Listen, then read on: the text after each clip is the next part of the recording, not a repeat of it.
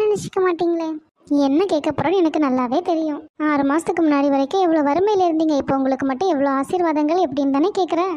ஆமாக்கா, ரொம்ப நாளைக்கு முன்னாடி ஒரு கிறிஸ்டியன் மெசேஜ் கேட்டேம்மா.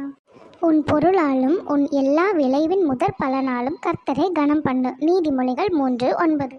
அப்பொழுது உன் களஞ்சியங்கள் பூரணமாய் நிரம்பும், உன் ஆலைகளில் திராட்சை ரசம் புரண்டோடும். தேசத்திலே நிலத்தின் வித்திலும் விருட்சங்களின் கனியிலும் தசம பாகம் எல்லாம் கர்த்தருக்குரியது, அது கர்த்தருக்கு பரிசுத்தமானது.